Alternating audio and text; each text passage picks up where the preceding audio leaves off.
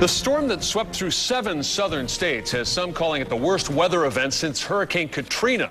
Tornadoes ripped through communities, leaving behind complete devastation. The hardest hit state was Alabama. Our Serena Fazan joins us now. Serena, a lot of people in the Bay Area are just now getting a complete picture of the destruction. They certainly are, Brendan. And tonight we bring you the story of one such person that many of us see often. In fact, she often speaks about tragic events, and never did she think her whole community would be devastated. When major news breaks in Polk County, Donna Wood is often the face for what happened. She is proud of her 16-year service as a public information officer for the sheriff's office. Got my agency anniversary pin. And while she calls Florida home, she is an Alabama girl at heart.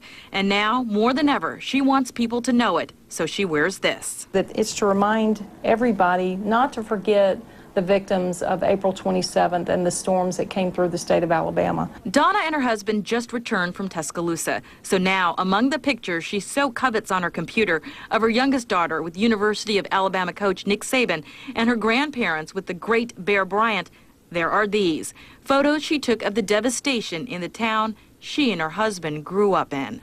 And the damage is so widespread. This used to be her grandmother's house. Anything that was in the storm's path was decimated. Thankfully, none of Donna's family members were hurt, but many she loves lost everything on April the 27th.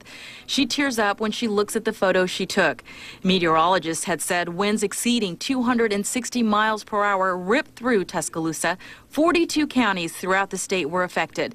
Donna has a plea, not as a PIO, but a person who loves her home. If it brought interest to you before, don't walk away from it. It is an opportunity for people to realize that, yes, those initial donations and contributions were important, but it's that long-term healing and growth that is going to needed to be sustained. So she is taking those steps by example, not just going to Alabama to help, but by buying and displaying this artwork made by autistic children in her Alabama community. Every cent goes towards rebuilding. It's going to take a long time for the community to heal. It's not a sprint, it's a marathon. In fact, they're using that very term in the city.